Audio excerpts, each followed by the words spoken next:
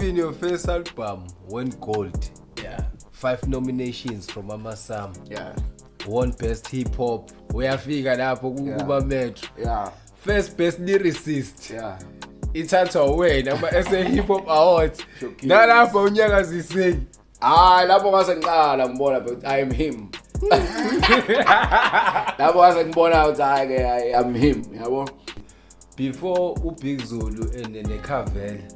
There was uZawe neKhavela. Kwenzakalani ndaba ngisakubona ugqoka iKhavela. Phela I represented iKhavela to the fullest. I think the inspiration stems from abantu abanjengabo Zulu Boy, you know. Angingasho ukuthi abantu abanjengo Zulu Boy yena ngo himself. It made us believe ukuthi this is possible, you know. Firstly it was about Proclit, nabo H2O, but mase sibonele eduze, sibona through Zulu Boy, we were like, le nto ngenzeka, you know. Yona into angifaka imoral kakhulu. So wena awuyifacanga lento le face all of abaningi bana itheke bebe egoli babe bekhanga indawo angisaphinde egoli. Lokho bayakwazi lo. Yafika kancane leyo phase because nakhona ifika ngokuthanda izinto kwethu, yabo. Ngangisathi DUT ngaleso sikhathi. DUT ngoshaya unyaka oqala owesibili ayiwala. Asho lento isidume ekhanda seduma amasayif akuthuma irap. Phakathi nonyaka shone juice. That's when ngihlala ke nabo Questa khona into kwabe nayo ngihlala ku Questa. So thema lithi itime sekuphela unyaka lithi leyo hafa kwathi why. Awutshelanga ngoba manje no exam. Ila bona kodwa akuzabuyeli ke edladleni manje. Mangibuye edladleni vele ngibuye sekufiwa vele. So even ku drop bathi ngiyachoma ngangisibana ngangisebenza eCell call center la eWest. Good evening sawubona, thank you for calling Cell C. So it drop nje leyo ngoma ngishawo live app ngishama interview buye ngisibani. Yabo, so I've always been a person othi akakwazi ukuhlala ngizini. So 3 2 1 action.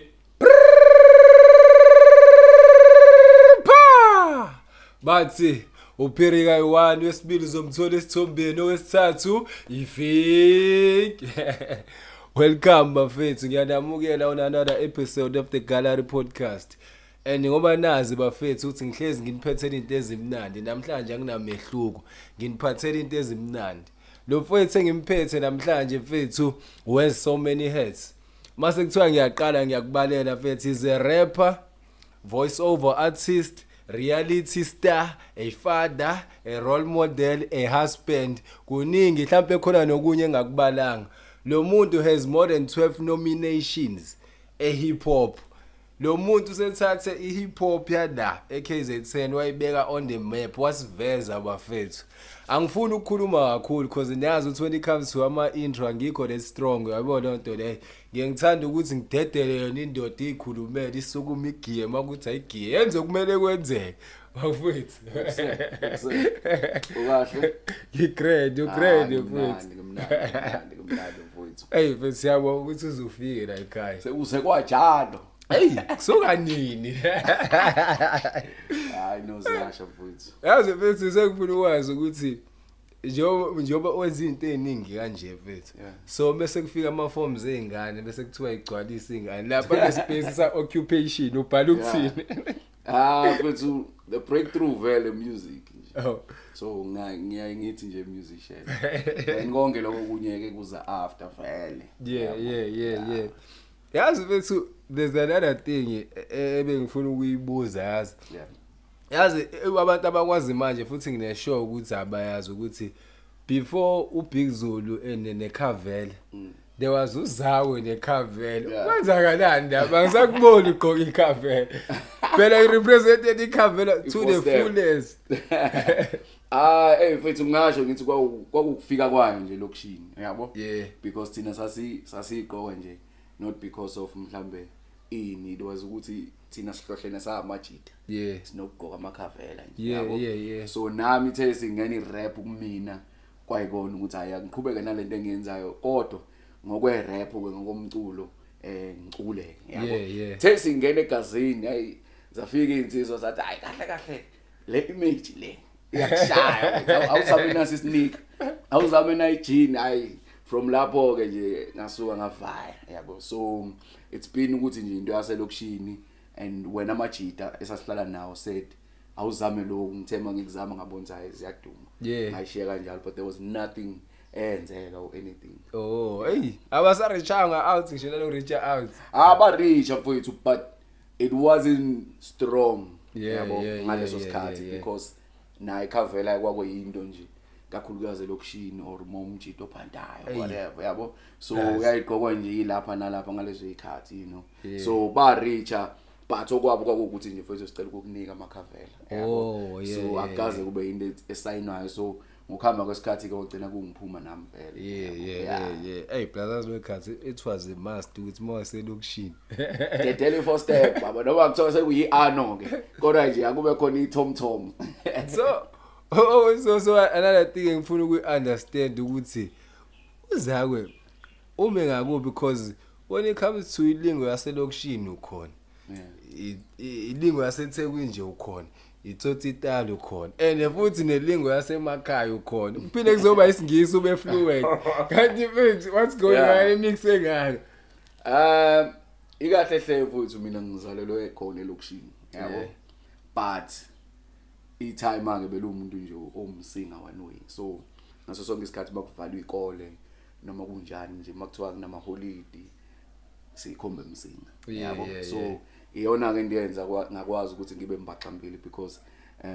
ngapha nangapha ngistrong yabo noma ngabe sesintweni izinto zesintu ngiyazazi ngiyazenza noma ngabe ilokishi uzophinda ungithole khona yabo so iyona indlela yakwazi ukuthi ibalance and then okwe English hayi ngiyazama ayakhibika nena wesingisi kungena through isigele yabo la ngakwenza khona because yabona lesa isingisi usishaya ngale ya flow uyabona ukuthi lo muntu uyasazi sisuka sesicatshangile akuyona into vele uyikhulume uyicabanga kahle uthi okay la ngibhedi la mangithi because at the end of the day into mongajwayela ukuyenza njalo igcina ikuphuma because asikhulunywe ekhaya asikhulunywe emakhaya so ngisigcina sigele yabo njengoba kade ke ngagcina sigele siyighosti so another thing engifuna ukuyazi ukuthi mina what does it all start to a point ukuthi mina Ntokozo Zawu ngidecide ukuthi sengiyarapper manje hey yazi abantu abaningi mfethu uthola ukuthi ba inspire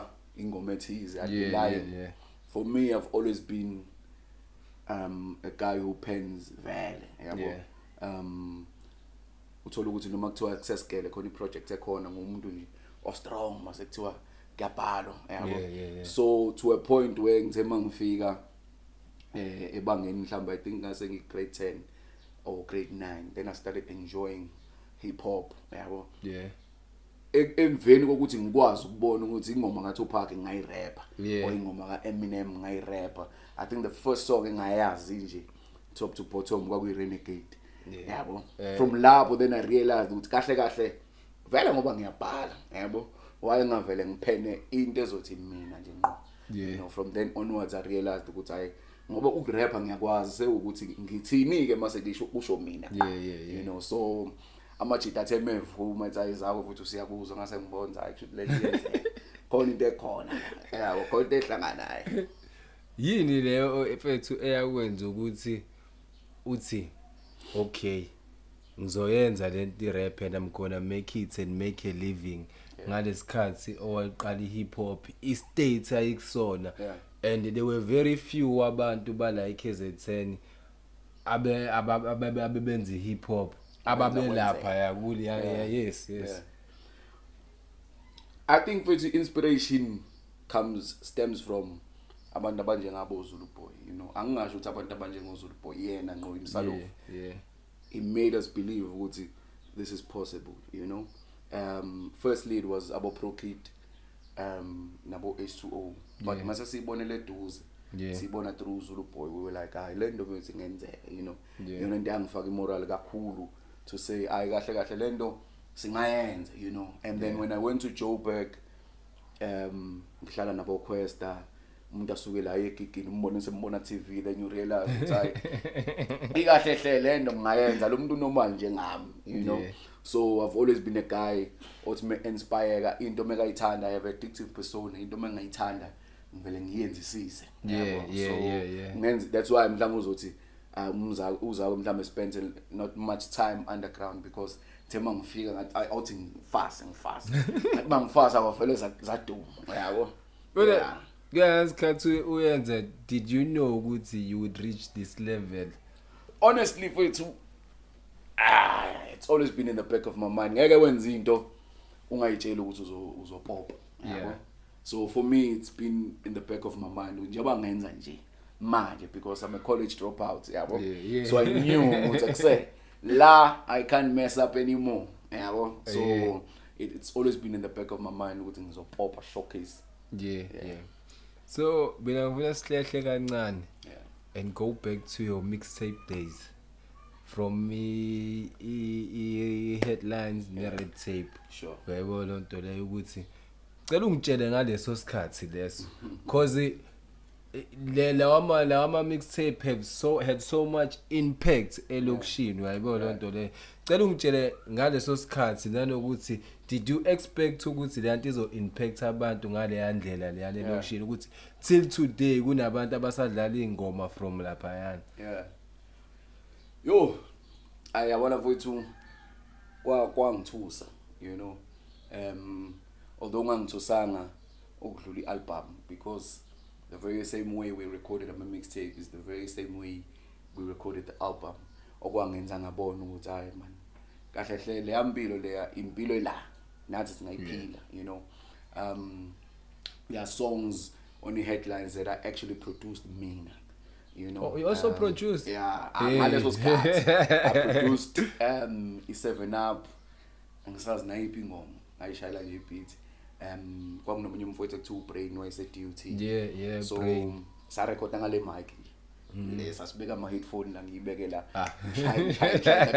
One take shine uze uyikhipha ngale. Lengathi helicopter. Yeah. Lengathi helicopter. So to think ukuthi ungenza ingoma ekanjalo and then the next thing usuzizwa emagogogweni usuzizwa ikasa usuzizwa lokishini kubafowethu you know. Kwenza ubone ukuthi ayazi kahle kahle uNkulunkulu nawo amandla ukuthi angakususa la yokubeka lapha you know. So for me it's something that I'll always be grateful for you know. Sithemba ngifika ngathola support from DM Media. Saspana nabo on that tape. Ngithemba ngishaya launch ngabona kugcwala mfi you know. I've always been a respectful guy because there were guys who were always ahead vela abo Abdus abo Blackmores but I managed ukuthi ngithi bafowethu ngiyacela ningene la futhi nabo babona ukuthi ayikhona nayo lo mfowethu bangena kuleyo mixtape you know. The mixtape was packed. It had about 4051 you know.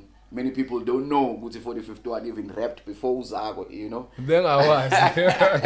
Yabo so abafowethu ba rap aqala mina ngisalalela ngisathanda because I've always been umunye umuntu wayithanda nama sci-fi yabo so ngangilapho bona sebezenza ingoma mina ngingakazenzi you know. So aqala from lapho ke nje then headlines and then okunye kwasekuzenzekela.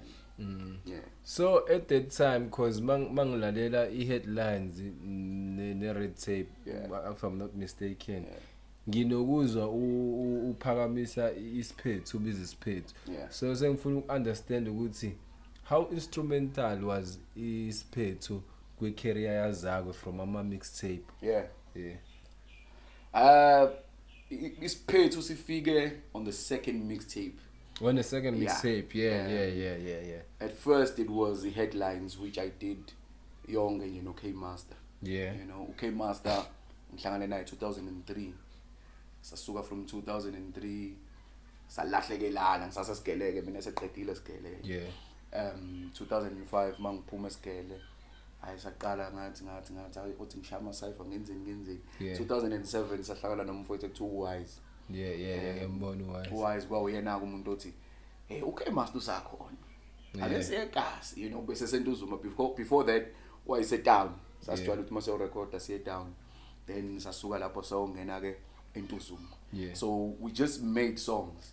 We did a mixtape out to Graveyard which was Ega K-Master. You know, and then after that kwaphuma i-headlines, then after headlines ngahlangana nomfowethu ekuthiwa uGuru osaziwa kakhulu uZulu manje. Shout out to Guru. So I was the one who approached him ukuthi hey mfowethu kunento mfowethu angazi ukuthi ngangiholelwa umoya ngiyacela mfowethu ke sisebenze, you know. Shoot naye ke wayesithanda stuff sahlangana somnye umfowethu ekuthiwa uShip ngoba wayehlala ngakubo. So now uyazi ke makhona iouting obonayo ukuthi le out le ngathi nawo manje izozama ukuthi ngilekelele yabo unemoto uyasibhana. So I was like hayi nangu umfowethu engasebenza naye umoya wangiholela kuyena. Then he's the one who came up with igama elithi Siphethu yabo. That's how Siphethu started. And then sangena kule mixtape ke le yesibili ekuthiwa Red Tape. Safika kungane sirecorda nje, you know. And then after ukurecorda ke ungane wase naye esho ukuthi hayi bafowethu ngicela ningakhophi khona engizwayo labafowethu cela vele samba nje yangena kanjalo yabo yangena ngaleyo ndlela ke so ikhathe eziningi yabo masibuka ama interview sinokuzwa uDuncan ethi hey ngathola uzawe kanje so sesifuna ukuyizwela from wena ukuthi how do you find uDuncan yini yachaza futhi ngayo ukuthi ayi lo mfethu lo ay kusho ukuthi udlebe nje mfowethu yabo nanokuthi there's a lot of companies who are built from umoya womuntu ukuthi umoya uyayukholelaphi yabo. Aside from ukuthi italent nje likhona nanoma nobani ngalethe demo but khona umuntu ovela athi nje ayi lo ngiyamuzwa, you know. So ngezwe group i4051 lo ngizwa nje DYR, then I approached the Majidu uthi bafowethu ngenza mixtape la ngangisenza headlines ngiyacela sesibhane na wathi washaya. So amafa uthi mefika record ngiloko ngithi mina hayi ophi kanti lo khona lo muntu bese ngiloko imizwile from layer track yabo. Ayisami isikhathi belobe ngitshela bethi hayi uyakereka ubambekile nani yabo wayesacindezelwa kakhulu ekhaya isikhathi yabo. So tema kabi isikhathi sengenza mixtape yesibili ilanga aqala khona kungimazi ukuthi hayi nayi ke le ndoda le ngangisho, you know. Not to say anything about Amajite 4051, they all dope, you know. But I think umoya wangiholela kuyena kakhulu ukuthi hayi futhi ngiyacela I guess something, you know. That's when sema sikhuluma eceleni then ngamsendela ama beats ayesendelwe mina, you know. Even i-beat leyo Strat Sam nobani, you know. It was songs as I said lo SP Mjito seJozi ukuthi awenze la, you know. And I was like hayi futhi ngiyadisha la awubona ukuthi yabo. So after lapho ke naye umfowethu uthe mebona leli thuba abonze hey nangu uzawa ngisaliyeki leli thuba wa rap. So ukuthi uDuncan afike even Siphethu ufika ngaleyo ndlela ukuthi ngamnombola yabo. Unfortunately a song we did, I think we did 2 songs for the album yokuqala engazange ingene kwi-album yabo. So he's already been there vele yabo at the back of my mind engakangeni kwiSiphethu, you know. So uthe mase thiwa kwenziwa iDeluxe approacher wase ngena ngaleyo ndlela sengimlwela ke nami njalo for iDeluxe ngeke ingangeni lengoma yabo. Isukile ingoma esayenze kuthiwa isukile unfortunately yabo. Then unfortunately bayithanda kabafowethu and lapho ke wayeseqala ke esengena kubafowethu kwiSiphethu.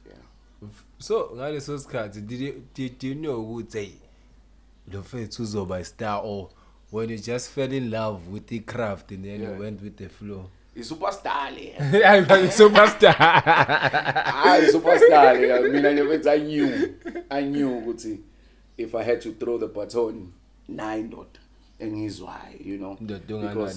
Because abaningi abanye amafowethu engibazwayo but someone who selects word ngale amagama ngale yandlela umuntu obhala ngaleli lokishi obonayo ukuthi noma ngayilokishi ngeke ngifike kuleli yabo dang, because the way he pens kwangenza ngibone ukuthi hayi this is extraordinary and I really feel like umzansi ungayithokozela into kanje, you know. That's when abafowethu oGuru nongane they were like hayi awuzama ukuthambisa kancane yabo Yeah, manje yeah. usufasa kakhulu yabo then from Wena then uthini ngaleso onwards sikhathi makuthiwa ngafasi kakhulu ngangivumelana nabo noma uhephu ukuthi ngangivumelana nabo because at the end of the day there are songs for the album Yeah. why ngaqinisa Yeah. but there are songs where we needed him to break through yabo Yeah. so it really worked nami ngangivumelana namanje Yeah. So now from Lama Mixtape Part 2 yeah. then you landed deal Native Rhythms. Lo deal ihlangana kanjani? If ungamanje mhlawumbe usitshele ukuthi nane offer yayithini? Yeah. I-deal mfowethu ihlangana through ungane. Yeah. Yabo? Yeah. So sithema sesirecordile the second mixtape yami which was the first mixtape esiphethu. We did enye nabo Wise which was called music angisazi music band. Esayenza kuyimina no Wise. Street music. Yeah. Yabo? And then sithema sesihlele siyabona manje ayazini ake sisuse siye kwelinye gear you know ungane has always been a hard worker uthi yabo so waxhumana noZulu Boy I think babekeleza naye so he's the one who connected uZulu Boy then uZulu Boy was like hayi kunengoma vele ngizoyenza ekuthiwa abafana bafana there was a song kwi-album yakhe eyayizoba nabo Shonji nabo Ruma abantu ayi rapper nabo you know so mina school yabo mina ngipitcha ngaleyo ndlela ukuthi hayi akube nje ingoma yase KZN kwakhona no Send the Man no Manelisi ngangena ngaleyo ndlela ke that's when ubaba usithole somi because sathi masiqala saqala City Hall there was an event there sithe masifika lapha ba rapper bafowethu ba rapper ayingithema ngena ayombona embamba ikhanda yabo jabu le twala le ubale twala le yabo so ngaleyo ndlela I think sekiwe studio ke sekuyo record same time kwakusuka vele lapho ngokomthetho babefika sizo e-studio so kwathiwa khona i-event efuna siqale kuyona sathi masifika lapho saqashaya lokho sase sibuyela e-studio masifika e-studio sa record ngithema ngishaya i-verse nakhona hayi wafika khaya yabo then sengizwa ke ngongane ethi siyadingeka eJuzi yabo there's another song uZulu Boy asifuna kuyona so naye I'm sure wayeseshaya through pass for intwana yaseGasa yabo hayi intwana yaselokishini athi sithi so ngafikele eJuzi sihlala kuyena nje endlini yakhe uZulu Boy uZulu Boy wasilanda from Park Station ngoba sasihlaba ibus slide Park Station sahamba sa studio safika sa record leyo ngoma uyazi ngafika nga-Ace nami ngafika nje cindezela ispeed hayi siselapho nje sazoyizwa ubaba usithola wathi no awusahambi ke manje siyakuthatha manje sifuna ukukufaka ethi yabo into mayidali yabo derente kanti mina usho ukuthini lo baba kwathi hayi siyakusayina ke manje that's how it happened so there was no offer ingakho ngithi sometimes uyawubheka ngomoya because there was not much wave ukuthi usungathi usayino zakho there were rumors there were abo Ruma abo Abdus abo LUS there were guys who were very strong when it comes to the market you know who were industry ready but ngenxa yokuthi khona lo moya ukuthi naye nawo I said no nayi out nami engithi yona so I got signed ngaleyo ndlela so from then onwards started recording the album kanjalo. So wena awuyifacanga lento le face all of abaningi bana iThekwini bebe eGoli babone bekhanga indawo angisaphinde eGoli lokho bayakwazi lo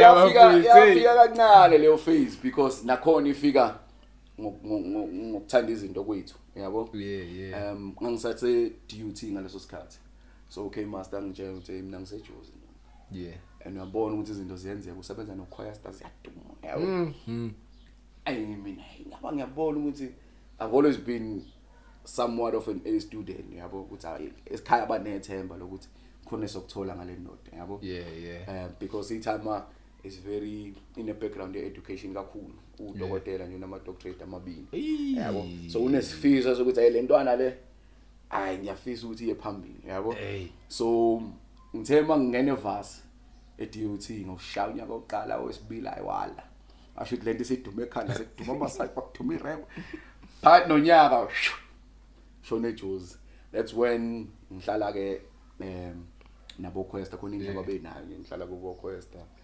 so thema lithi itime sekuphela unyaka lithi liyohafa kwathi hayi awutshelanga no exam ila bona kodwa akuzabuyeli ke edladleni manje mangibuye edladleni ngifune ngibuye sekufiwa vele yabo so ngisho ngithi ukuhlupheka lokho kwalethwa uphapha kwethu yabo manje the time abazali babekusendela imali lutho kodwa kwaba nje futhi period mhlambe ka 2-3 months yabo nawo bahlumezanga hayi athi mase ngibuye ngathi hayi sengishayekile athi hayi uzohlala lapha uzohlala wethani buya wasibale ufunani egoli yeah so futhi got signed by native futhi then you are feeling native you dropped your first single. I don't know if it's your first thing, but ngiyachoma. Yeah. South Africa is buzzing. Yeah. Hey, to man lomchita waseThekwini lo eCape Verde yabona into le. Tell me ngaleso sikhathi mfethu. Kwenzakalani empilweni yakho mfethu? Hey mfethu, I think ngumuntu ongathanda ukuba nama high expectations, yabo. So even ku drop bathi ngiyachoma ngangisibana ngangisebenza eCell call center la eWestville. Good evening sawubona, thank you for calling Cell C. So idropa nje leyo ngoma ngishawo live amp ngishama interview buye ngespanini yabo. So I've always been a person othi akakwazi ukuhlala ngenzi lutho yabo.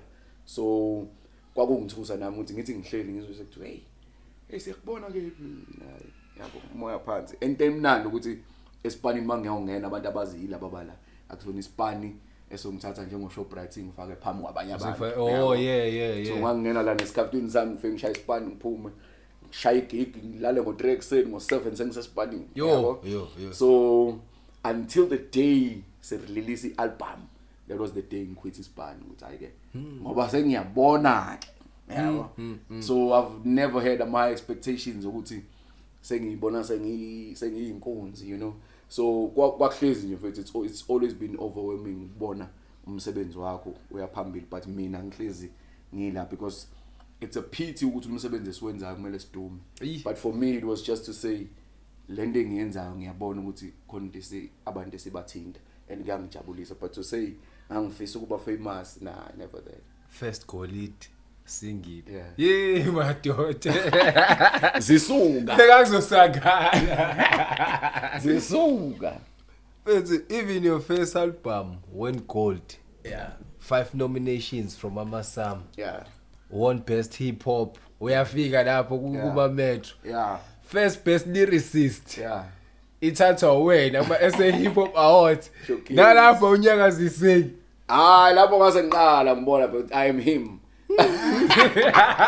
Lapho ngase ngibona ukuthi I am him, yabo, because I am ready to do such things in the first album. I think more than anything it was unity, you know, realizing ukuthi we all working towards this brand which is including myself on Ntokozo. To say this is what we want to achieve.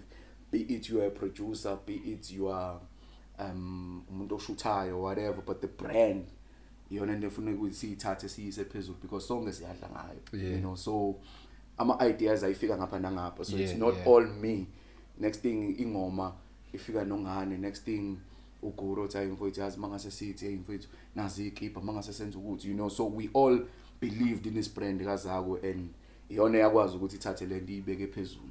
It's a team effort kahle. Team effort more than anything. Yeah, I think once you get that kulula.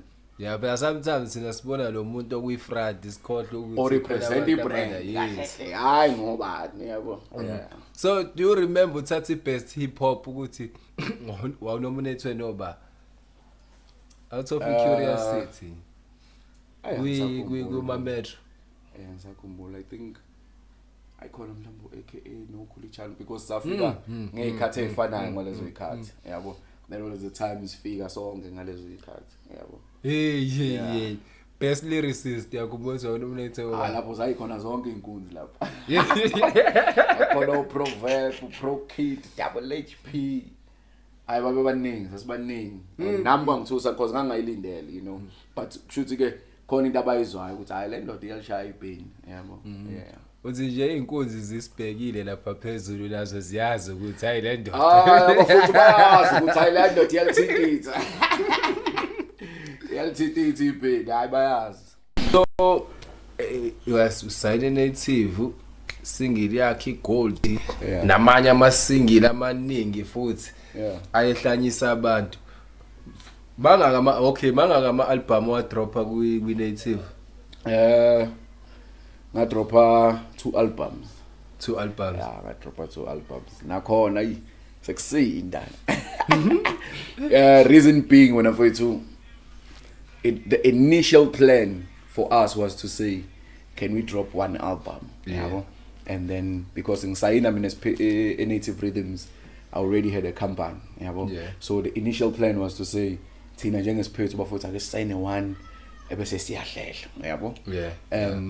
Not knowing ukuthi ama contracts ayokubamba ke because nabo phela ubaba uSithole nawe ayibona iveli ukuthi ngeke ngifike ngakho into bese ngifike ngiyayidedela nje kanjalo, you know, Yeah. yona into yakhoza kakhulu, yabo? Yeah. Yeah. So ubudlelwane bona bagcina buqedwe yini between uzakwe The native native. It was through that one mfowethu. It was through a misunderstanding of saying this is what we wanted Tina, yabo? As isiphethu Yeah. ukuthi nayi into esiyifunayo Tina sifuna ukushaya 1 album bese siyabhaya, yabo? yeah But then he had other plans because the contract we signed was to say 3 albums and the 2 I'll showcase ukuthi kumele wakhiphe. yeah The 1 album is optional. Yeah. But the option ilele nenkampani. Yeah. So say if you do well then singaqhubeka, but if you don't ithina futhi singathi hayi siyayikhatha, Siyayikhatha. yabo?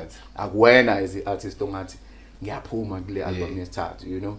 So kwafika leso sikhathi sokuthi hayi bafowethu asiphume because even ukuphuma kwayo impande as much as it's one of the favorite albums I've done, but umoya wayo ukuyenza kwawo kwase ukuthi asiqede le album simnike ubaba, yabo? Because we had agreed on saying okay, let this be the last album, then ungafire, you know. So even ukuyenza, even the marketing, obviously he won't spend because he knows ukuthi this guy is now leaving, yabo? So they just milk lokho engakumilk bese siyahlukana. uyagcina ngayitholanga nepush Agcine ngayithola ngephusha, agcine ngenzekanga lutho because the agreement was to say aqede bese siyahlukana, yabo?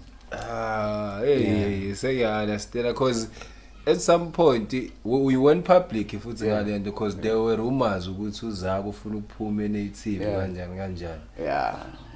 Mainly it was because of not impatho yangaphakathi ukuthi ngathi there were any malicious moves enzeka, but it was just between us as isiphethu and the native ukuthi thina sasithe sifisa lokho. sikhumile namajita I understand alone. lo nto leyenzeka ngisho nala lokushini babona amajita recorda ndawonye thama doda masiphumelele Lalela. siphumelela sonke yabo noma khambo yedwa wethu ubuye izosilanda Yeah, indaba kanjalo nje mfethu, and it became very hard at that point because I couldn't do anything. I couldn't release, I couldn't do features. Mangishaya show kuthiwa siyakubona njalo usuyasikweleta because sikulesi isikhathi sokuthi kukhulunywa indaba ze contract, so you can't do anything, yabo, within that time, yabo? So sigcina thina sithi hayi phela silamba uthi sizenzele ukuthi, yabo, gcina sithi hayibo, yabo? So that's the reason abantu bangayitshela mhlawumbe uzakwayivi lapha. No, it was just ukuthi njengoba kukhulunywa lezi zinto illegal, nawe kumele wenza sure ukuthi ibrand uyayibamba, ungabi khona izinto ozozenza because obviously they'll belong to this company that signed you, yeah. and from there native you moved to Mabala Noise. Yeah. Tsana nithola ama million lapha. Yabona nje sathi masinibuka lapha Mabala zenigqokela lama jackets akhona siyasho ukuthi siyadla lesitsha lezi. Basigqokisa ama jackets lapho, ekwasho nje kwavale ekubana extravagant nje mfethu yavela bakuthiwa nje ama million. Ayibaba yenye marketing. I think for when it comes to that issue, it was solely based on agreement yakho nenkampani, you know. It wasn't to say everyone who signed uzothola lokho, you know. Mina ngaya khona because kwase kunzima esiphethu sesihlukene namajita yabo ngaphi native sithe hayi ngoba uzuqedile ngealbum seku right you know so manje ngidinga indawo yokukhusela yabo ukuthi ikuphi la ngingakhusela khona nami ngithola impilo because angikakabi namandla ukuthi ngayimela ngenxa yokuthi ngiphuma kulo 3 to 5 years wendlala ukuthi nami ngihleli la angazi ukuthi ngizoshona apha angikwazi ukwenza ialbum angikwazi ukurecord angikwazi ukwenzani because le nto izobelonga somewhere else so ngithe mase ngiqala ngiblosoma bathi bona kade sakufuna wena you know so ngangena ngaleyo ndlela ke emabala so it wasn't for me to say ninginikani you know it was to say awumanisho njalo awuthi yebo and then lezi zinto zo 5 million zafika after vele mina sengisayinile sengiqedile you know although nami ukhona phela kwami ukuthi hayi nawe futhi na ukuthi nokuthi uzoba grand sizokurekhodela ialbum uzokwenzela ivideo the first time I did a video ka 100k it was through them yabo it was 17 yeah so nami izinto engabona ukuthi asungena la angenza le video mina le mali yabo so yeah so how many albums wa drop khona kwilokho nje mabala it was just one album ngicebisa yeah i17 yakicebisa 17 bekucebisa no roots yeah lesa scheme lesa sasiqinile wasetha kanjani lesa scheme hey yeah i17 yazi mfethu uyafika ngasho ngithi kwaba isipho yabo because I discovered I wouldn't say I discovered but it was just to say ngamthatha umfowethu ngoba ngimbona ukuthi ayikhona into engizwayo lapho you know and he told me umusicaholic he told me ukuthi by musicaholic by group that's how I met XYs you know discovering abafowethu it was through Young Cannibal because I heard them kwingoma Young Cannibal ase ngicela uCannibal ngithi mfowethu awuqhumela namajita wangiqhuma then saqala ke sasebenza nabafowethu that's why nakhona kwathatha ialbum ukuthi sirelease icebisa because at that time I was not in good terms with Abongane K-Master, Duncan, wonke abantu nje. So kwangiphoqa ukuthi ake ngiqale i-team enje. So as much as sahlangana 2015 sizokhipha impande. Yabo, impande ithe mayiphuma ngase ngiqala ngizona nabafethu. I could have released an album 2016, 2017 but it was just to say I guess for me synergy namajita. You know, release ezinye izinto, release singles until we managed to ukuthi sikhande album. Zonke lezi zinto ziphuma under iTsotsi by Nature. Seyiphuma under iMabala Noise. Under iMabala Noise. Yeah. Then bona ngoba phela ngase ngiqala inkampani iTsotsi by Nature. Babe keeper through iTsotsi by Nature. Mina umuntu oyesayinwe iMabala. Yeah.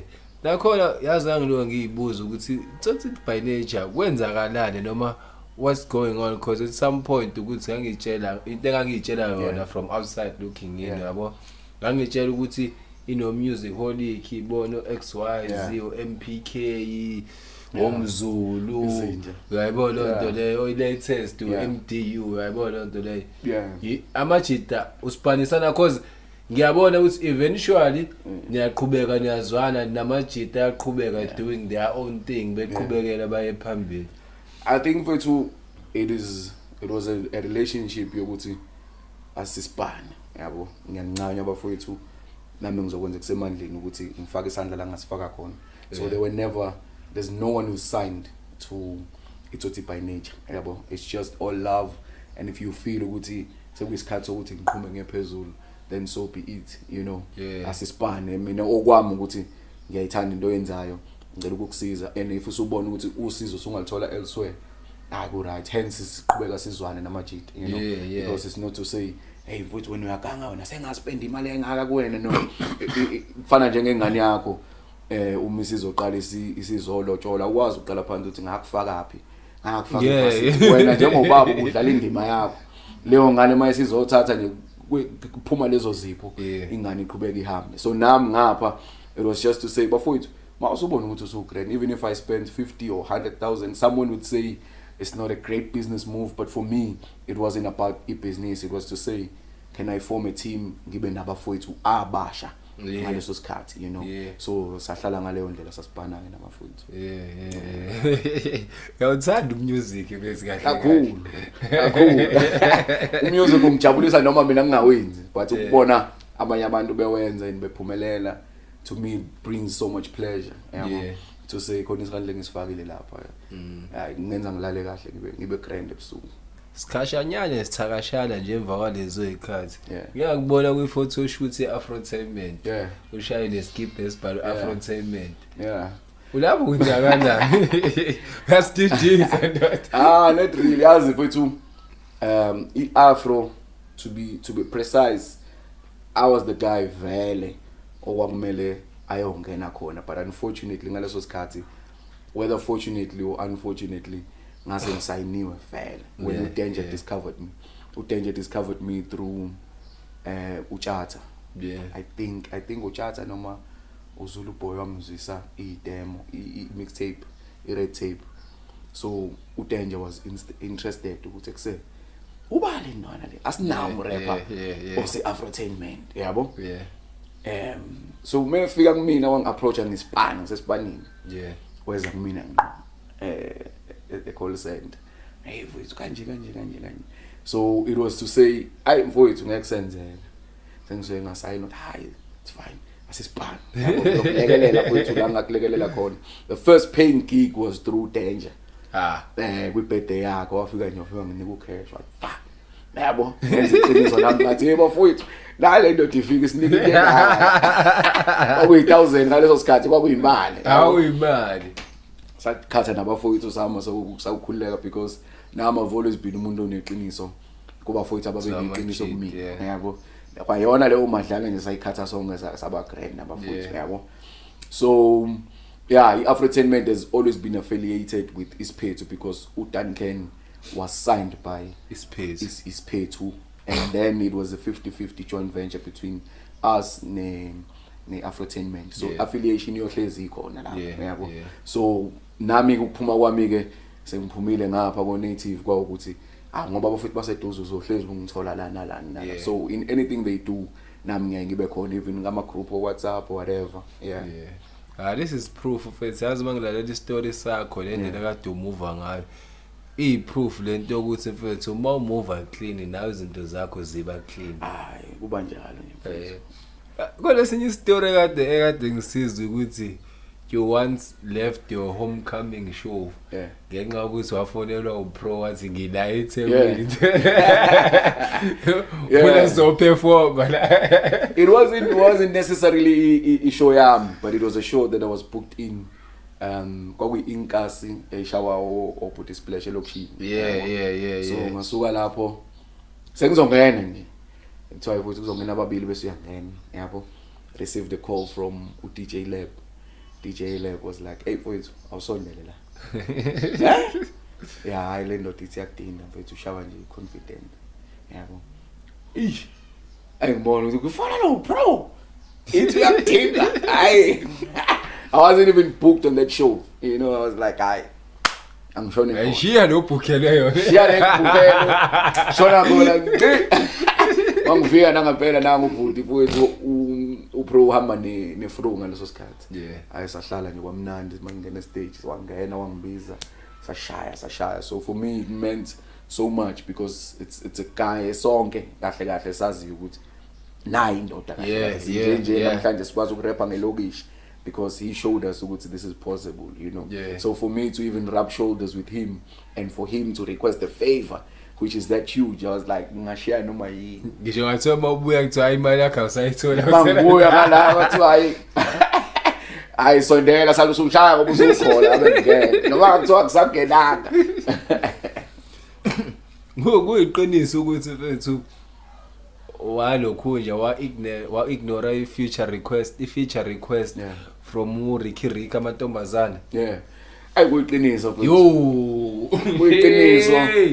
kuyiqiniso because angeke ngisho ukuthi mhlambe ngambukela phansi it was just to say ehlezi ifika lezinto and ngisazobuye ngibone yabo it even happened even through Casper yabo aside from Ricky no Casper also requested ikusheshe remix yabo nakhona futhi ngeke ngisho ukuthi ngangibukela phansi nganginjani it was just to say nje akwenzekanga yabo phela mina kahle hle ngilo muntu okwazi ukubona okay lokho akwenzeki yabo so at that time uRicky ngangazi nje yabo until uQuest esethi hey mfowethu nami ngikhona la woza kule remix ziyaduma yabo hey kwasho ukuthi mfowethu ke hayi kwavela kwathatha nje isikhathi ngekulo ngithi hayi ngizoyishaya even ibits engitholile after that ngezwe sekuthiwa iyaphuma ngiyasho ngithi shit hello yeah yeah, it's one of the features that I strongly regret ukuthi le yangishweba kanjani. I think it was just not meant to be because there's nothing I hold against umuntu onjengo Ricky. Yeah. It was just to say akwenzelanga. Yabo. So okay, cause wagcina ungangenanga yabo. So ngokwakho uma ucabanga lesikhalo wawuzosithatha lapha kuleya ngoma lesiyana. Ubani umuntu wakubambela sona kahle? Ne? Onganjayi wabagqama impela. Hey yabona ngadinga ngiphinde ngiyilalele kahle. Okay. Ngadinga ngiyilalele kahle because hayi insizwa za rapper mfethu. Engiqamba manga so ngadinga ngiyilalele kahle to be sure. Yabo. Ngabe nginamanga ngoba ngathi mase ngifika endlini sengikhulumile la uma ngifika endlini ngithi hey yazini awusishintshe le part yabo so ngeke ngiqamba manga mfethu but insizwa zashaya. Yeah. So and there's another song futhi enye ushaya no I think with J Claude Stokey T wena. Yeah. What was you thinking? Hey, so lyrical at the same time futhi so relatable akazi ngayichaza kanjani akuyona ingoma ongathi mayidlala uzothi angeke siyilalele manje because it's lyrical ingoma ongayilalela anytime kodwa at the same time lyrical. I think mfethu it's iyona into eshaya amajita amaningi to bridge the gap between commercial and underground, you know, preaching the gap between lyricism and making a beautiful song out of being good as a lyricist. So I was able to match the two because it was just to say I've always wanted a feature with Stokey T. So ngithema approacher wavuma and I sent him the beat and he was like khona umfowethu engimcabangayo kwe-chorus I didn't know J Claude. So he came through with J Claude ngaleyo ndlela and then from then onwards Themayiza it was a long hook ithina ke sayidokotela sesino XYZ ukuthi asithathe lo piece lo yabo because he gave us a long hook or record aqala uStokey send the verse or send the chorus and yona into ehlezi inzima mina if you need a feature ngicela unginike ibeat because vele kube nzima you know but for that one fortunately ngase ngibhalile yabo it was just to say noma sayilethile out in edelo 4 ngeke yabo so ithe mayifika nje nami that day ngabe ngirecorda say naye manje eqiniso uyazi ukuthi ithe wathe isenda nje probably on that day nami ngabe ngisenda back ukuthi ayinayo ingoma it wasn't to say athi ngibhalele kumpita but let me just speak my shit ngikahle yazi to be quite honest le ngoma indlela eyenze ngayo there's the first verse from uStokey T engikwazi ukulirapper ngilalela not because ukuthi uyabad because la artist too smart uyabona lonto la kunokwenza mangilalela uStokey T uthothi ngizolalela ngizolwana abawu2 ngeqiwa amabhazi awu4 uyayibona lonto le even ikuthina kaze ngafika la ngikhathana khona ngathi ayike ngiqilase kanje because manje yena uvela quote mhlawumbe ibhuku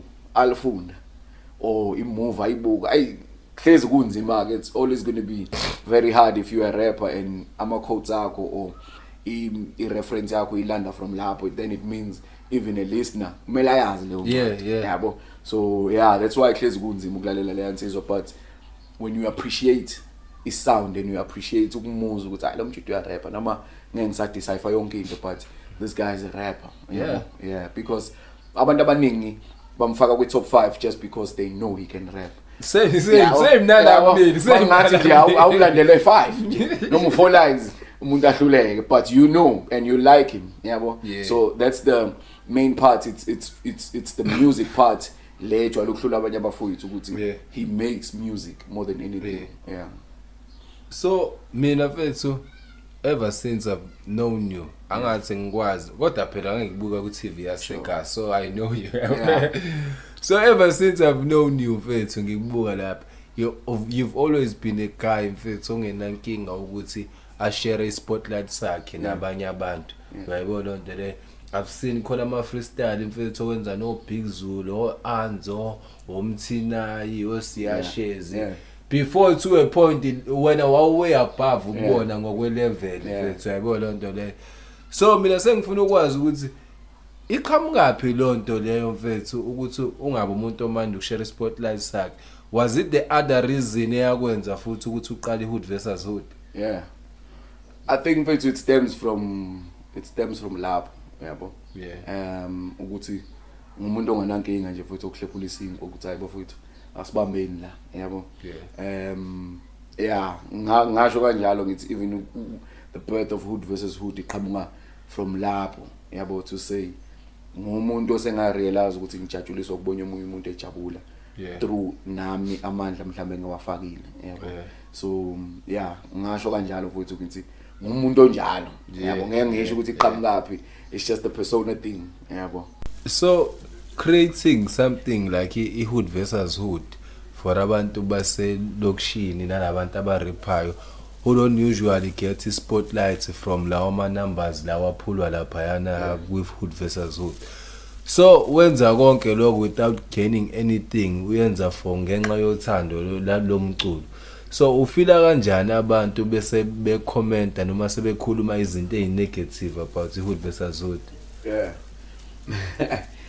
For me mfethu hip hop injalo mfethu hip hop is competitive and njengoba kuyi competition ziyoba khona alikho isokelo ngenasici so uma usuyibeka phambi kwabantu uthi bafethu ngidephuneni so sekulela kubona ukuthi sidephune khwapheni noma sidephunaphi yabo. So for me it doesn't mean much yabo kuba inkinga vele uma esezothi umuntu wena zakwe uyasidakela yabo and lapho sekupersonal but ukugxeka icompetition nokuthi awubonanga ukuthi ubani ajwe kanjani awukho happy ngedecision ekanje awukho happy ngendlela ye sound or whatever yabo but uma usuzoyibhekisa kumina ngqo and it feels like cause at the end of the day ngeke ulande ijudge ulibekela bese uyalitshela ukuthi lenzeni yabo because kusasa akuyena ubra wami umjide nami engimaziyo kusasa uyosho ukuthi thina satshelwa lapho ukuthi sithini so why would you jeopardize into yakhe enhle kangaka ngenxa yokuthi ufuna kwenzeke imfuno zakho yabo. So to set the record straight nje mfowethu ngeHood versus Hood there's nothing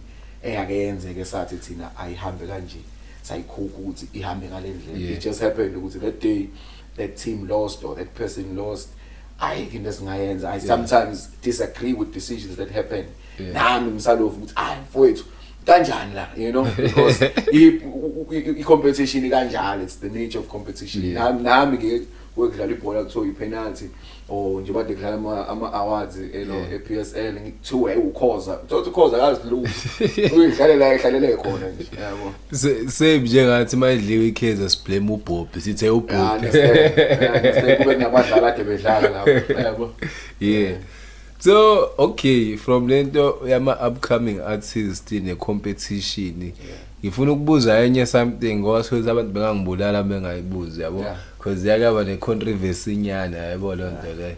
At some point there was a song called Phakama Mjida Wami which featured kwakuwena allegedly kwakuwena umusicaholic nomthinayi yabo lonto le. So umthinayi wakhuluma which was someone okade umgroma futhi at some point uyayibona lonto le.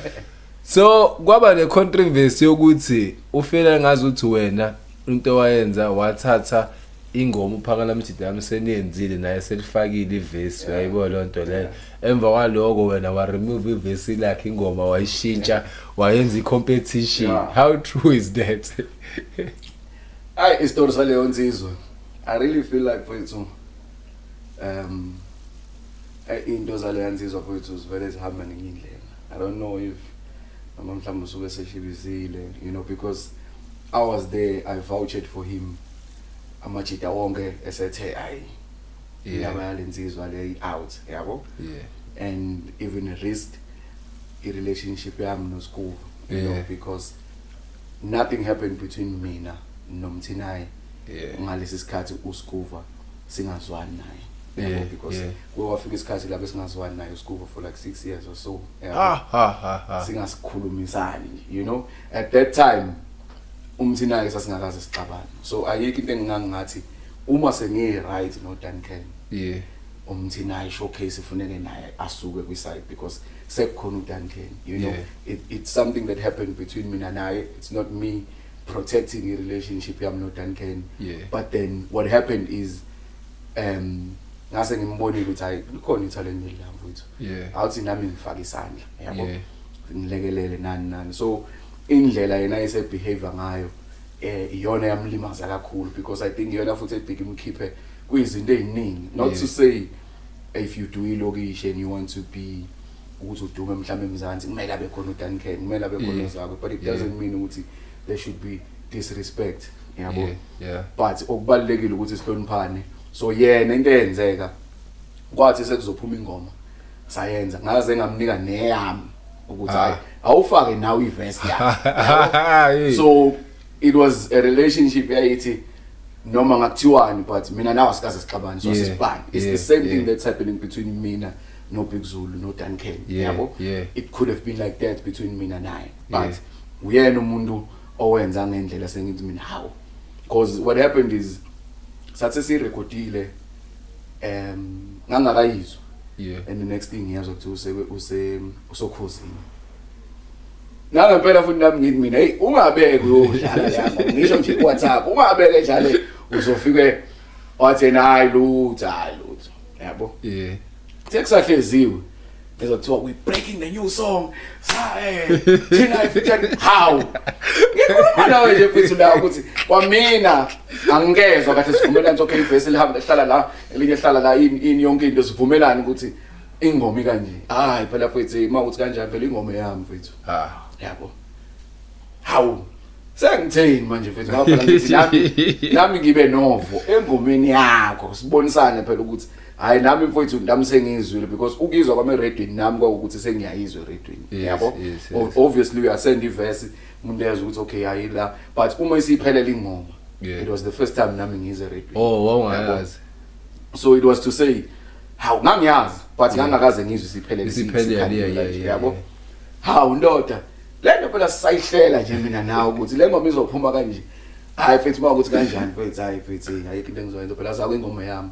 Hey music buwazi ngalento, hey le ndoda mfethu hayi yazini mfethu ngivele ngami ngenze kanje. So yenzeka ngaleyo ndlela, you know, and from lapho for us the relationship just went south way, yabo. Even releasing interview esayenza naye because ngamlanda professor ethu yamncane, thina nje futhi asamzobona le nto, so that's always ukuthi silo break ice, uyabadinga abanye abafowethu industry, so let's meet uprofessor ngoba wangakini, yabo. So nami ngizama ngayo yonke indlela ukuthi into yakhe ibe right, yabo. Nakhona futhi mayisenza interview wayiposta yena how mana phela phethu wena usafuni wena izinto zipheleke, yabo. So I'm not sure if there's some forces again abaseduze abavele bam-advise ngendlela yabo, so ungazwani kwami naye, not to say futhi asizwani, I just distance myself. That's the same thing that happened between mina no Duncan no K-Master. I just said let me keep my peace, ngivai. So nakuyena it was dead. Awuyikho into ke sakhombana ngo7 namanje till today I still believe ukuthi he is talented and I hold nothing against him. If he makes it, he makes it. Ziyaduma, then it doesn't have to be ukuthi khona uzakwe phakathi. Oh, it's just a game of chess. So ngokusenza kanje ayavele ngenze kanje, yabo. But nothing nje malicious happened between mina naye. Sikhuluma ngama game mfethu, sacela sidlala igame mfethu. Le game ithi do you know your lines? Uyabona lo nto le. So okokuqala engizokusho mfethu, ngizosho olayini, ngizosho ulayini, wena bese uyangitshela ukuthi iyiphi leyo ngoma yakho, yini igama layo, mawushana umuntu uyishana ba, yabona lo nto le. Ulayini oqala okay ngizoshintsha ngizaba ukushintsha ivoice, yabona. Hithi oqala you never drop shit, ngisho usocha. You never drop shit, ngisho usocha. ngisho usuchatha yeah usuchatha Eish, it's my song noma ingoma yakho enalowo muntu noma isho yimina lo line. ingoma yakho this is your line uthi you never drop shit ngisho usuchatha I think khona ingoma engishaya no wise akuyona leyo. Yeah, it never drop shit ukuthi angisazi ngangithini kodwa yeah amasosha featuring ulokhu you wife. Yeah, I think leyo zoyibamba because it's a classic. Uthi angithi bashayele top njenge pilot iphethe steering kodwa thina njengo 14% sihlala etaxini sihlala setaxini. Yeah. Which song is that? Iku headlines ne. Siyakhohle igama layo but yeah ngiyikhumbula mfethu. Ingoma eku headlines. Ikhuluma ngokuhamba. Thina nje 14% sihlala setaxini. Ayi ngiyikhohle mfethu. 2 1 going back. Yeah. Going back. Going back it's the headlines. Yeah. So the following two lines engizobasha mina ngizosho lo line oqala wena ungitshela olandelayo labo kusawo line abashiwo word. Okay. Uthi lo line lokuqala uthi I'm always gonna pitch whenever sibanika umpentshisi uline olandela lapho uthini I'm always gonna pitch whenever somebody pitches. Yeah, that's a fruitful thought. Yeah. Bese kuthi le ithi just like sleepers the track givala phaqa. Just like sleepers, a track givala phaqa. Angisazi ithini kodwa uthi The next line. just like sleepers, a track givala phaqa. Sengikhohliwe mfethu. Ayikasho ukuthi olayini sebebaningi. Ithi hlale setop njengesivalo sotshwala uplug ngufasa ngiyakubona. Givala phaqa. Yeah. Yeah. So the following lines you going to tell me who said these lines in your song. Okay. There was a feature. Okay. Ithi lena kukhale sami isicathulo I'm tap dancing namanje. Ma-E. Yeah. Shout Ma-E, yeah, good idea. The following line ithi sigaya spinach isikwenza uPopeye. Abdus. Nah. Popeye. Guys, spinach isikwenza uPopeye. Abdus umuntu ongasho labo line abale comment nyana. Ay, spinach isikwenza uPopeye. Yes. There was Duncan. Oh yeah. Oni Roma. Yeah. Yeah. So engifuna ukwazi. Yeah. At the time nino Duncan kulo 6 years kusenzeka lento eyenzekayo kunini. There was ever a time la enadisana khona onishayela ngama subliminal. Yeah. I think they tried it. Kwenzeka mfethu waposta something on Facebook yabo ukuthi umrap namabele yabo because he heard something and he thought ukuthi lelo verse lo line loyo was dedicated to him. Yeah. 17 la ngithi khona I'm not a storyteller, I'm a golden seller. Oh. Only to think of it now after. Ukuthi as lo line ngazi ukuthi ubheke kuyena. Because manje sekwadlula ngabe ngiyalisha iqiniso ukuthi hayi vele. Awuqonde. So only to realize later and I was like hayi vele akusenandaba, you know. But in terms of I think there was too much respect between us because even naye wahlohlo ungani ukuthi ekuse asisusa. And he wrote this song which ended up not dropping because he couldn't, you know, because more than anything, it's brotherly love. So we are as a person I am and wakwazi ukuthi ayibamba ukuthi I know asikho isidingo kulo mfowethu lo yabo. So and knowing ukuthi akazange enze lutho vele. So if ngiqala phansi futhi ngichubuluza I probably mina futhi lo ngimsukela lo mfowethu, you know, because nothing happened from my side. It was just to say, let me just move on. Yeah. Yeah. So at some point I saw on social media ukuthi nina no Duncan ngealbum yenu lena yenza no 2 nani ngekho happy kahle ngindlela abantu abayireceive ngayo. Yeah. Yayibona lo nto le. Yeah. Mawucabanga what went wrong because I think lapha na rapper lo kwangempela. Yeah. I think it was isikhathi esasidropa ngayo album. Yabo. It was 2020 ngalesikhathi se-COVID. Yeah. You know, we couldn't market the album kahle, you know, and the album was meant to be released under Imabala Noise, Afrotainment, and it ended up being me, Nitoti by Nature, and Afrotainment. Yeah. So from lapho amandla ayibeki ukuthi kuzoba amandla mangaka azofaka kule project kwagcina ngenzekanga. Kwagcina noma koyo umbona ukuthi useyadrowna because now sifaka amandla yedwa yabo. So I think izona zinye izinto ezabulala ialbum because ukuyenza kwethu the vision was clear ukuthi we taking over yabo. So as much as the success was there of Okapteni yabo nama level, but we know ukuthi it should have been much bigger because as much as people anticipated the album ayizange ifike kulela zinga esasilifisa thina ngale ndlela yokudayisa because siyazi ukuthi igolide siyakwazi ukushaya, platinum siyakwazi ukushaya, and ngokwami ukublame even ikhathi in a way ukuthi safika vele ikhathi seyingasafani nakudala and no music wawusohamba nangenye indlela ubulokishi sekuthanda ukuphuma, so sasithi nathi sifaka umoya ukuthi lento ingenzeka kanti sokufaka vele kuyabisha sekungena upiano sekunjani yabo. So it's just a matter of the timing more than anything. And at the same time abekho abantu abethi album iyabheda kodwa still ayenzanga ngale ndlela. Ingakho ngithi mina ngeke ublame abantu. I think isikhathi yabo. Esafika nje ngaso ukuthi abantu ama mindset abo are interested on something else.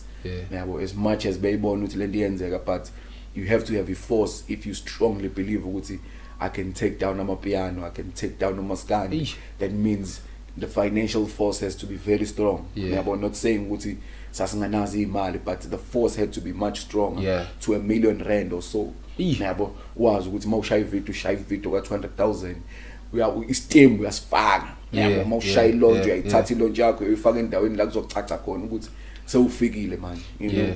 So ngasho ngithi the push on our side iyona kwalimazana ialbum aside from people because the people it reached by time. So for the longest of time you've been stuck between uZulu no Duncan, and awukazi ufihle futhi ukuthi uhamba nobani both abangani bakho bo2. So I saw on social media ngazi ukuthi hayi ngathi inkunzi sezehlile yabo, ziyashiya inkunzi ukuthi ayinankinga nokuthi zisipane zo2 engomeni yakho. Shothi wena umuntu usengaba ipeacemaker, so sengifisa ukwazi mina ukuthi can we expect something from the album? I think more than anything mfethu isituation enjeya kumele be isolveke ngokweqiniso yabo. So omunye umuntu uzothi wathula wena zakho elami lithi akuvume nezinhliziyo bengenzela umphakathi, bengenzela ukuthi kube khona ingoma ezokhishwa, bengenzela mina yabo. Nomunye efuna kathi hayi mfethu sekufika isikhathi hayi singadlula lento, which is the phase esikuyona manje, you know. Hence ubona even on social media kungasancufani kakhulu, you know, because I actually intervened nami ukuthi kuseba futhi ngiyacabanga ukuthi yonke into inesikhathi sayo yabo. Nabona ngithule manje I really feel like sekuyiphase ukuthi hayi bafowethu ayidlule phela, ayikho into engadluli yabo. Understanding ukuthi lento involve nama families nani, but ukuze yonke into isolveke kahle ayisuke kunina ngokweqiniso. Ang expect ukuthi abafowethu babe zimpintshi yabo, baswane benzeni. That's why ngeke ngithi asilungise lento khona kuzofezekela lami iphupho lokuthi ngibe nengoma ngidayisa igolide yabo. Akulunge nje into zeni bafowethu okwe album zobuye sikubone nana magazine mayisefuma yabo. So ukuthi bazoba khona kwi album definitely bazoba khona, but in one song kuyoba nzima komele kuphume bona imoya yabo. Yeah. Le yeqala ulo u22 nawe wayenza at some point I think oh yeah ingoma ne I think kwakuyi BIS yeah and ku BIS wadisa Oboti Shoma Jozi Squatter Camp P.O Nveg Umlindo uPretty Ugly uKO Yanga Chief no Aries yeah yabo nje it's I think it's the same thing naye uZulu wanted, you know, to say let's just juggle the game up. There's nothing I hold against Bona, you know.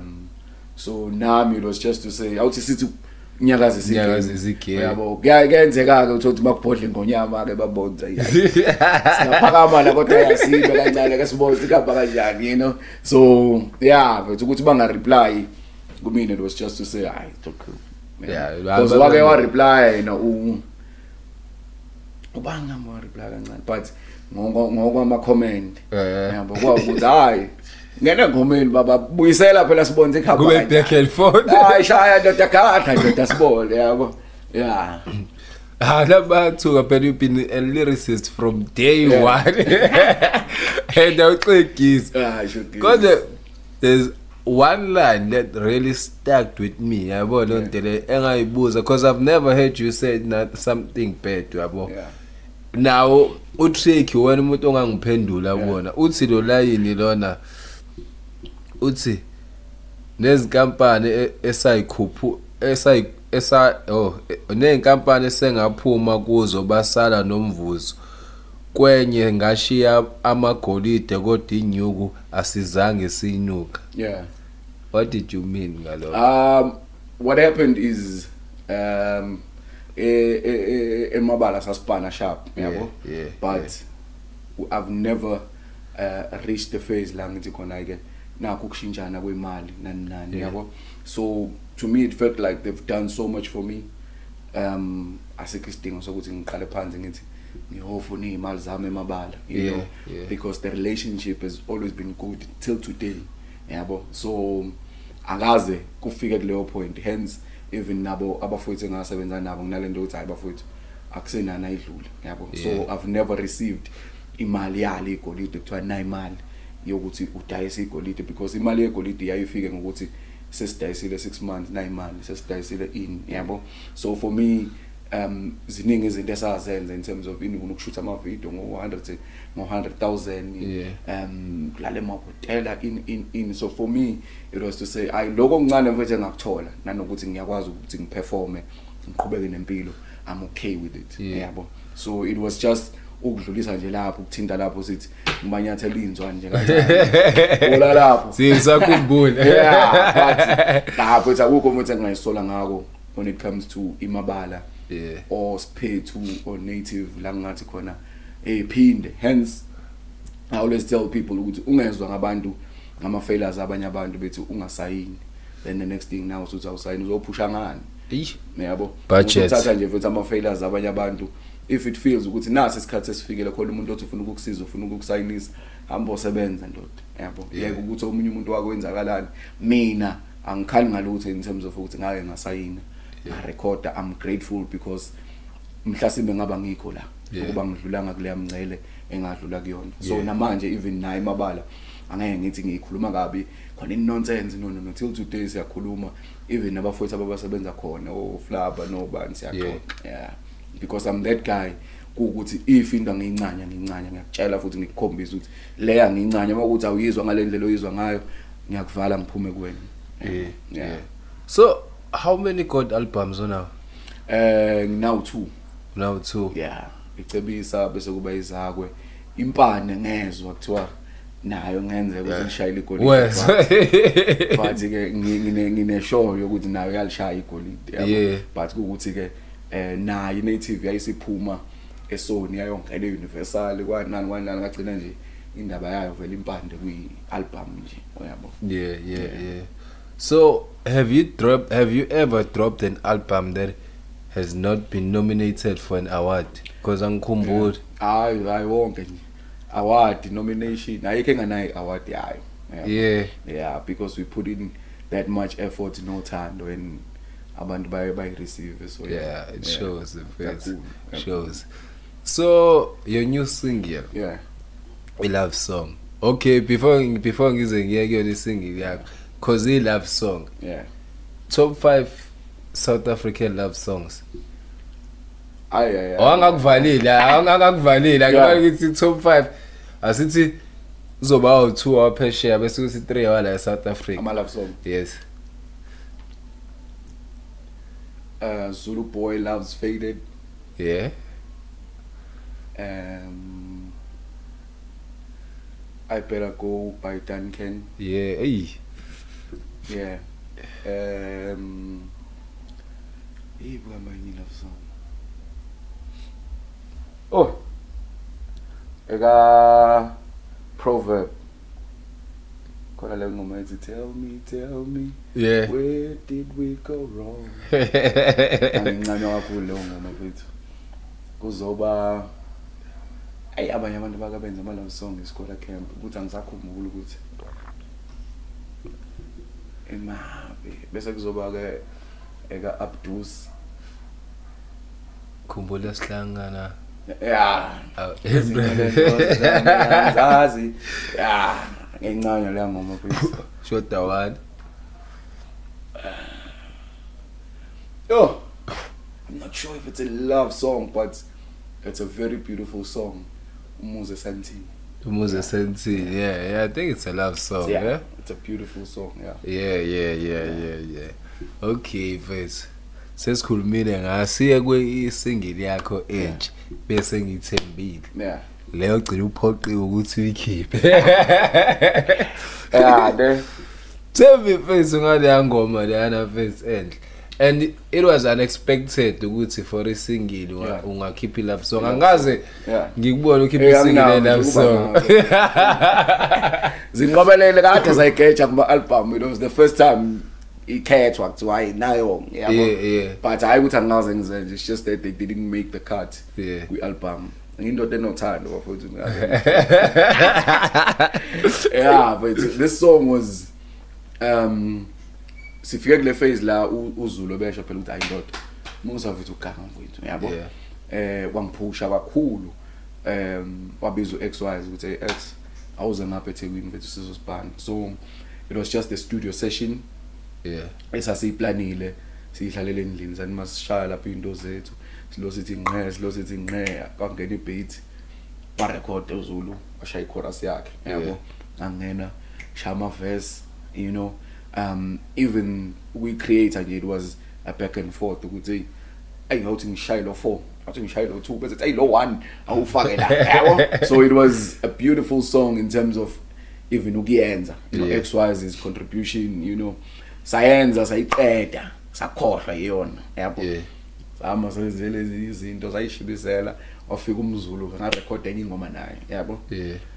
So uthe mase vile uZulu ngilongizwa mina ile ngoma bethi mnandi kodwa manje yabona manje record ngeke umuntu obuya ezothi hey le ngoma akekho la umZulu XYZ ngisho yena uZulu akekho umuntu othi le ngoma so ngizwa ngeke ngilongi after like 2-3 weeks uZulu besethi hey awusende le ngoma le besayena yabo Shithe ayicabanga la ngimthumelele athi le nama verse ngimthumelele lesa yenza nomZulu mase yena hayi leyana futhi nama verse esasiwenza bese ngiyamthumelela ungimana esethi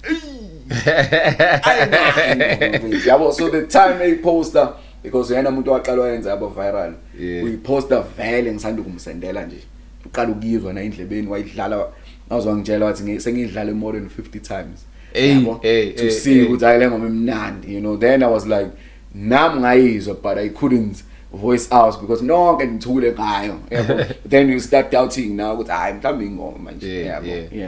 Mhlawumbe baba nale stigma lesokuthi vele uzawe never dropped the love song naleyo nto nje ukuthi I'm sure even abantu abaseduze nami never really thought ukuthi it could be a singing, you know. Nama was sure even umfowethu esekhaya even umama endlini it wasn't a song I guess because unokuzizwa ezinye mangidlala ngithi hey uyaswala akazathi ayile ngiyayizwa yabo ibathusile nje abantu abaningi mfethu abaseduze nami because one thing I realized ukuthi we living in times vele la ilokishi selithanda ukufade kancane yabo while ilokishi is fading ukhona uMaskandi and uMaskandi is booming but there are people abathanda uMaskandi abathanda futhi rap how can we fuse the two yabo so for me to say lesiyasiginci awuthi ngingene kusona mina qhubeke ngirap nje ngelokishi lami ngendlela yami you know so that's how yona ingoma yahlangana plus unama roots wamabili so bethu ayethe ukukhuluma ngayo combination yakho no Musicaholic has always been amazing from I wasn't ready u17 wayibona lonto le can we expect Musicaholic ukuthi aqhamuke nje lapha ealbumini wait until we hear awona lesenze manje izobhala zonke lesenze manje yo I really thought yona bizobe singing then kwafika le vele ayiqhamukela nje qhamthushu you know because I really feel like the energies between myself and Uzulu was up there you know till manje vele because he's pushing mfethu asifasha ialbum mfethu mafune kuze Jozi yabo ngisho ngangabhuka mfethu oza la sizosebenza la inkabi ngaloku book istudio exclusive shy album so surprise kwayo mfethu kumanje and it's really building up proper so lengoma nami ikhona ingoma esesiyenzile no Musicaholic it's a beautiful song and it also features uDan Ken and it features uSkuva and it's ayasho ngiyanganya mina ngazi kumphakathi uzothini so wena mfethu yini wasithembisa yona ukuthi kumele si expect from i-album ungathi so expect lo zakwe lo o lyrical esimazilo gidindaba noma si expect uzawe ukuthi uzawe nawe sebonile washintsha uthi ayinami I'm going mainstream man I think kunabanye abantu bethu who don't understand yabo lokho I think gijima ngiliza ngiphile yabo because we concept kwakona it's the same thing that happens ngo Pastor Rhymes eshaya lezi ngoma la isheshisa khona you know it's a lyrical marathon la usukuthi khona awuthi ngithi ukuze abantu ngizobagijimisa ngibakhombisa ukuthi skill sikhona it's not about the concept yaloko ngiloko vele yabo you don't have to have a concept within ukuthi ngirapha ngani but it's just rap you know so ngiyengizwe nje abantu bejela ukuthi ukhuluma into engekho but mawuso hlala phansi uhlaziya uyazi ukuthi hayi contextual you know so definitely mfethu the album is a zakwe and we're living in times where growth kumele bekhona you know so abantu ngiyafisa ukuthi bekhule nami there was a zakwe who said ilokishini mfethu siphila kanje you know then we had Impande where Zakwe was talking about the celebrity life the trials and tribulations of being a celeb ukukhula naye you know then no reverse yomhlaba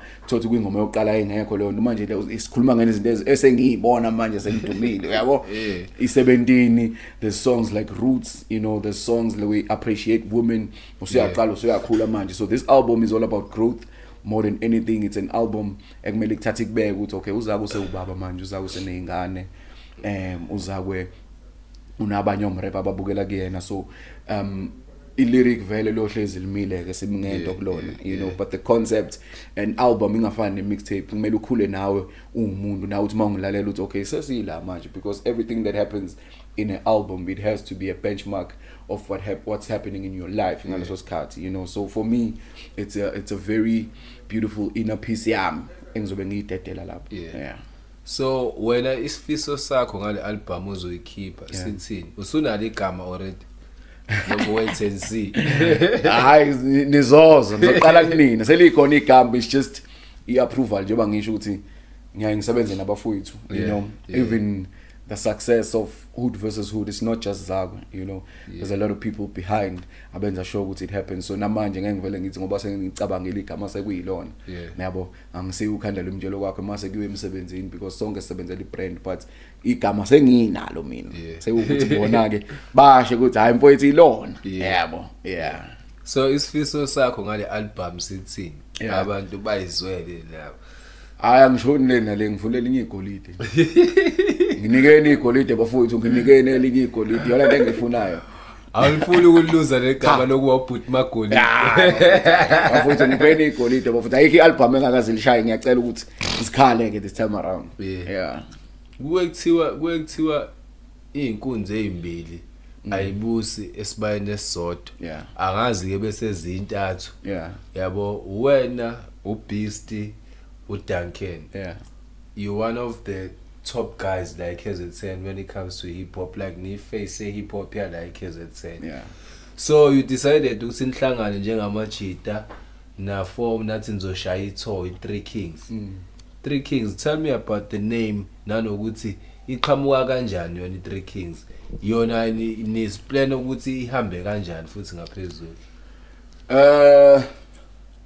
okwethu mfowethu ukuthi sibuyise hip hop more than anything you know I feel like uBeast is at a point where he really feels like hip hop is not giving him as much as he's giving it yabo so uma niphilisana nezinsizwa you revive spirit samunye umuntu yabo the very same way we revived uDuncan to keep ababa yabo why not so ready keep what no keep you know sabambisana in terms of making sure with if it's your drop when it dropped we are there you know doing launches and whatever you know so manje we're at a phase where we strongly feel like hip hop needs to be revived from the bottom you know so sithe asibambisane nezinsizwa sibone ukuthi yini engaphuma because the market ikhona it's just that we're just not releasing music as much or we're not out there as much and many people can't afford uzawe or uDuncan you know so thina sithe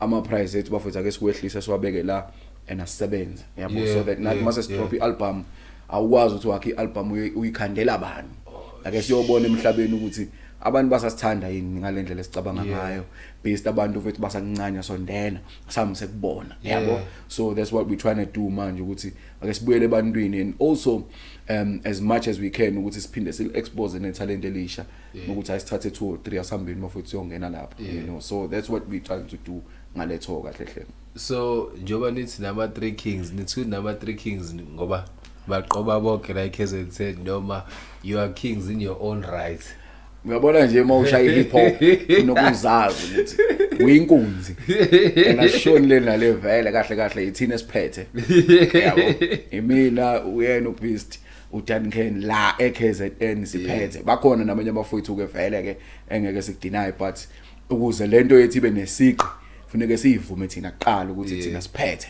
yabo yazi I've always been saying masixoxa la nama outing ngithi if you listen to ikasi rap yala most of the lines that abawashoyo ama lines osuwawasho ne flow abayisebenzisa flow osuwayisebenzisa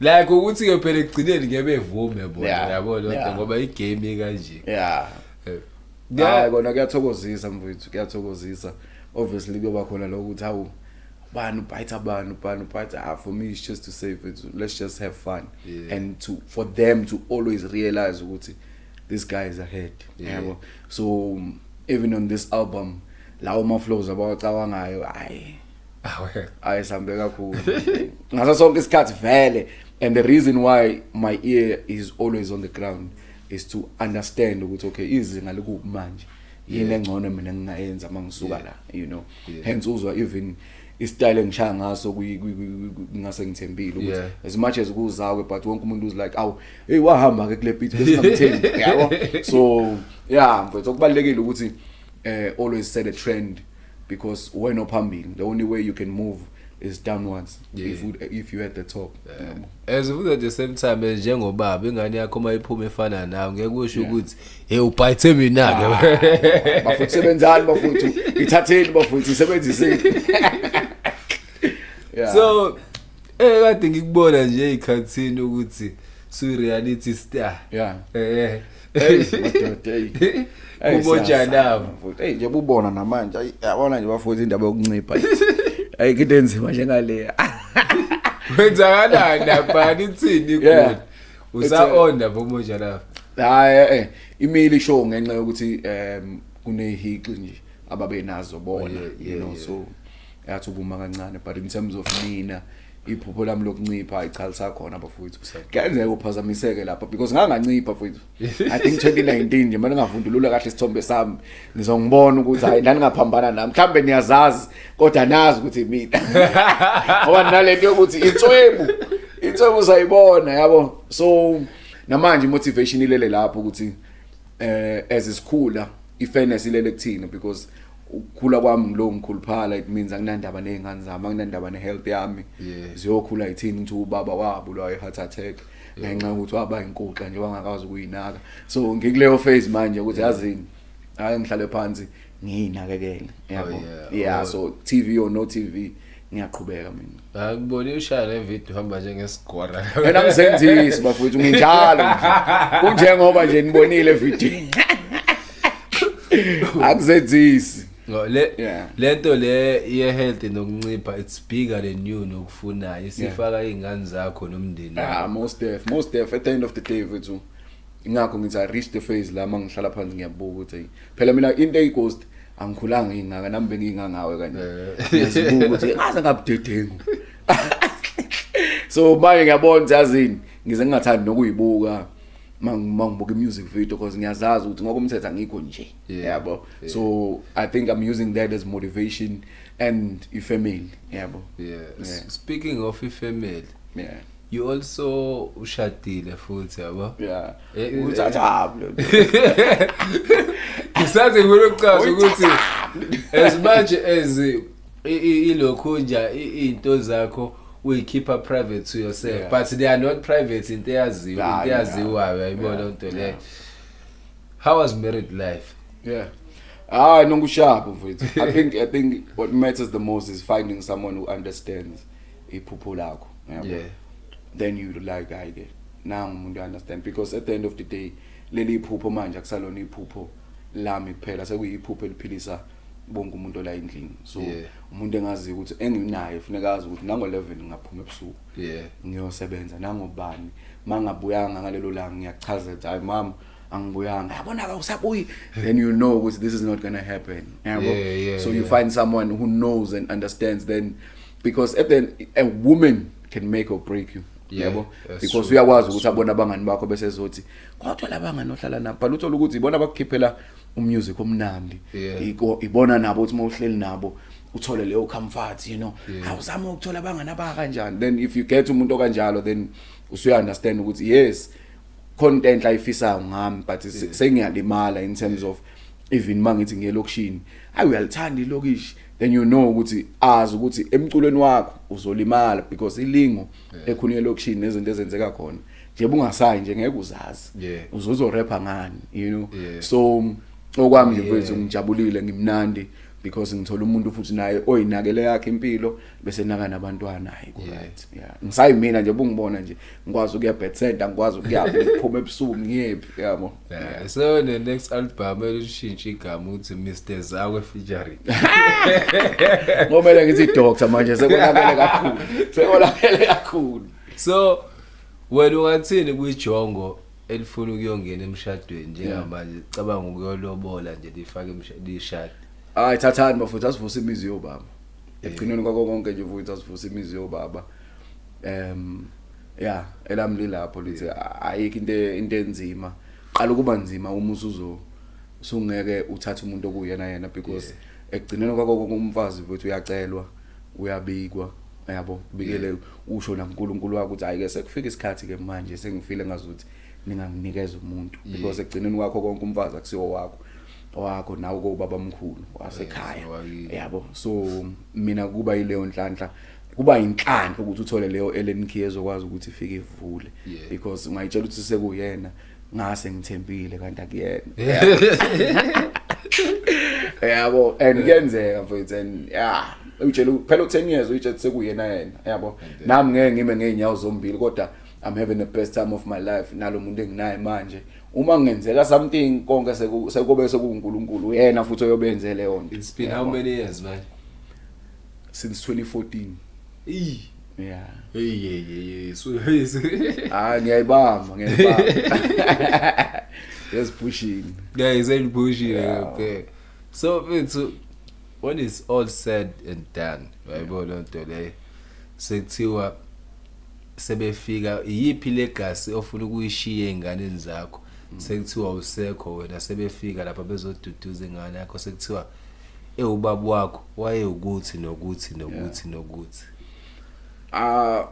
I think okwami mfethu siphilela ubukhawe more than anything siphilela ukuthi sibe ngabantu abathize ngenxa yabanye abantu yabo umazi omunye umuntu so elami lapho mfethu ukuthi ngizama ukuthi ngiphile impilo ejabulisa mina nomunye umuntu ajabule ngami yabo so I made a phase njengoba ngisho ukuthi sengiyakwazi ukurealize ukuthi lezi zinto ezazenzeka empilweni ngisebenza no Skuva ngisebenza no Musicaholic no Mzulu it was for me to say azi ukuthi uyakwazi ukuthi ujajuliswe abanye abantu kwawena ungazange wenze lutho but wenzele bona nje yabo so ngifisa ukukhunjula ngaleyo nto mina ukuthi ngumuntu othandayo ukufaka isandla nobona umunye umuntu ejabula futhi ngimshayile ihlombe impilo yakhe iqhubeke ngikhona nje nami la eduze yeah so yini okugcina ongathanda ukisho ebantwini before sivala hey ngingathi nje bafowethu ialbum Sekusemome ngicela bafowethu bangibekezelele the last time I released an album a solo album was 2018 and then we released enye no Duncan in 2020 so yeah get ready for this album and also esami sifiso ukuthi igcina ilungile abantu indaba yabafowethu you know between uBig Zulu no Duncan nethemba lokuthi izogcina ilungile yabo it's not good for me it's not good for the industry itself you know ngiyafisa ukuthi igcina ilungile and there's a guy engifisa ukuthi I know mhlambe he feels like I don't appreciate him uGuru who was there from the beginning and said ngiyafisa ukufaka isandla kulensizwe you know I feel like he maybe he feels like uzakwe let him down in a way when he's put to entertainment parted ways you know because it felt like song yonke into manje sesayidudula sesithi akaphume you know because he's the first guy who left his pay to then wasala mina nongane you know and yeah izinto zagcina ingahambi grand because I strongly feel like nongane always had a plan ukuthi he'll be there he'll be the one yabo uyogcina phethe and wagcina siphuma sobabili so naye he feels I'm part of that he felt like I'm part of that ukuthi sifisa ukumgudluza but it's just to set the record straight ukuthi I'll forever be grateful ngomsebenzi angenzela wona yabo and yeah I think it's just that there's a lot of people I appreciate about K-Master you know even naye uDuncan you know for him to say asihlanganeni mfowethu sikhande album we created magic you know even uZulu naye engaqala ukumazi from akudala kuye nong approach today he's the one who's saying awuthi nami ngifaka isandla kuwena you know I'm a very appreciative guy so abafowethu kufanele bekwazi lokho nakuyena ungane mfowethu noma singasazwani la asizwani uZulu kahlelo mkhudla uZulu kunesithombe senu lapha wena uZulu MT umthinayo yini egqoko uZulu lapha isikhumba uthi ngiyazi wedwa uthi ngiyazi uthi ngiyazi ayiseqalile ubuZulu bakhe asemmengenhle nje for me it's just to close it off like that yabo ukuthi ke okuningi mase kufike lezi zinto ezimbi lo ivela ukuthi nanga umuntu uphethe ama awards akho inkinga zezimali then ningasazwani so naye I just closed a chapter yakhe yena ungane you know to say let me just move on but in terms of ukuthi asizwani but anginankinga naye uright lapha la akhona you know so I'm a guy who moves on but I'll never be afraid to tell people ukuthi wafaka isandla empilweni yami ukuthi nami ngibela ngikhona but manje kwafika isikhathi sokuthi ngivale ke nami mfowethu sengi right now you know so more than anything please support the album stories like these will be in the album because ingakho ngithi sengifike kwi phase la ngithi khona now you'll get to know uzakwe manje hey i-conflict uyidoja njengoneo ku-Matrix. Bayazi bafowethu. Yabona nje sithi even nabo skuva. Ngavela ngamblock. Game master ngablocker ngane ngablocker kwasani. Because in a piece yeah, because nginalento ukuthi uma sengibona ukuthi sogcina singazwani sogcina kubanjwana ngezandla or kufusekisana, let me just move on. Yeah. And I really move on. Ngiqhubeke nempilo yami. The same thing even naye bomthinayo. Let me just move on. Yeah. It's nothing ukuthi akakhonjwana. Doesn't get there to me. Kodwa bafethu mina ngakusho ukuthi ngiwe legend. Angazi uma kusa-edit ngoba usaqhubeka nempilo yakho mangibiza nge-legend. Yabo lo nto le. Kodwa you legend mfethu, you have a beautiful heart mfethu. Usiza nabantu. Mina ngakusho mfethu continue. Ungasikhohlwa siyilokishi.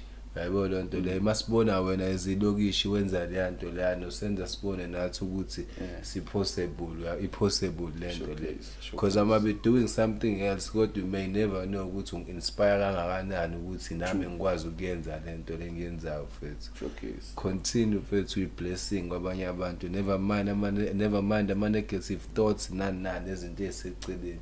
Just focus on your way. Continue avoiding conflict.